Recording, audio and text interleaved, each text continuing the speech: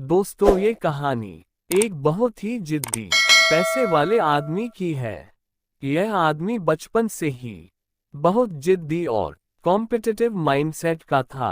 वो जब कोई भी चीज करने की ठान लेता तो उसके पीछे पड़ जाता और कभी भी हार नहीं मानता।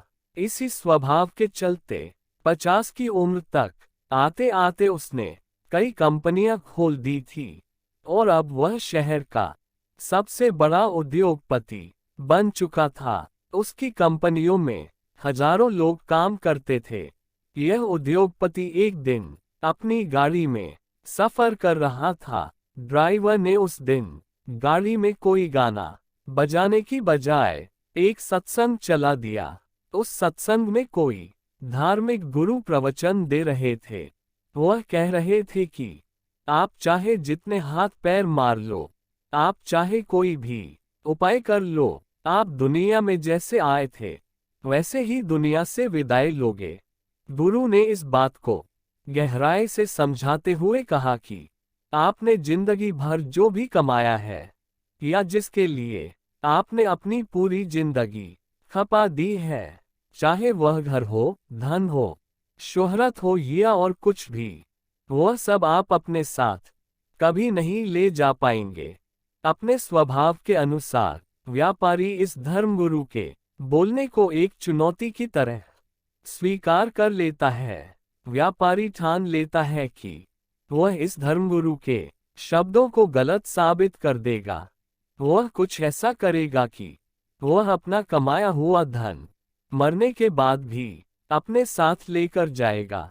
उस दिन से उद्योगपति दिन रात यही सोचने में लग जाता है कि वह क्या करे जिससे वह इस चुनौती को जीत पाए। कुछ दिन बीत जाते हैं, लेकिन उसे कोई भी ऐसा उपाय नहीं मिलता जिससे वह उस धर्मगुरु की बात को गलत साबित कर पाए। काफी सोचने समझने के बाद वो तय करता है कि वह अकेला ज्यादा नहीं सोच पाएगा, इसलिए उन सभी लोगों के दिमाग का इस्तेमाल करना सही होगा जो उसकी कंपनियों में काम करते हैं।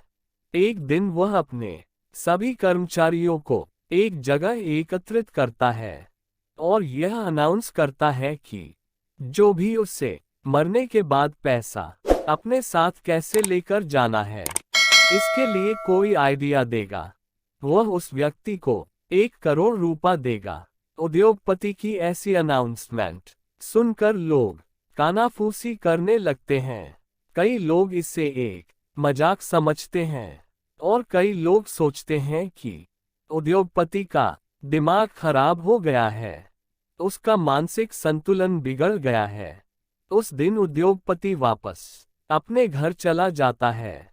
1 हफ्ता बीत जाने पर भी जब कोई भी उससे कोई आइडिया देने के लिए नहीं आता है तो वह फिर से एक बार सभी को इकट्ठा करता है और इस बार आइडिया देने वाले को 5 करोड़ देने का वादा करता है।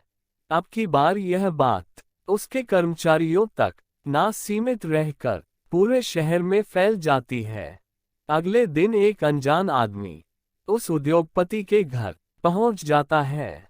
वह कहता है कि मैं आपको वही आइडिया देने वाला हूं जो आप चाहते हैं, लेकिन उसके लिए मेरे कुछ सवालों के जवाब आपको देने होंगे। उद्योगपति की आंखों में चमक आ जाती है। वह सोचता है कि आखिरकार मुझे कोई उपाय मिल ही गया। उद्योगपति उस आदमी से कहता है, पूछो तुम्हें जो पूछना है। आदमी उद्योगपति से पूछता है, क्या आप कभी अमेरिका गए हैं? उद्योगपति कहता है, हाँ, कई बार। आदमी पूछता है, आप वहां पर अपने पैसे कैसे लेकर जाते हैं? उद्योगपति कहता है, मैं एयरपोर्ट पर जाकर उन्हें अमेरिका में चलने वाले डॉलर के साथ बदलवा देता हूं।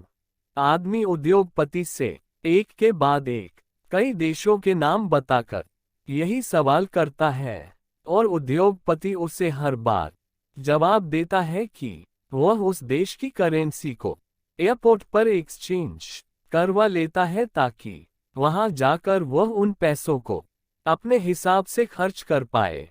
बार बार एक तरह का सवाल सुनकर उद्योगपति चील जाता है और वह उस आदमी से कहता है कि तुम ऐसी बेवकूफों जैसी बातें क्यों कर रहे हो?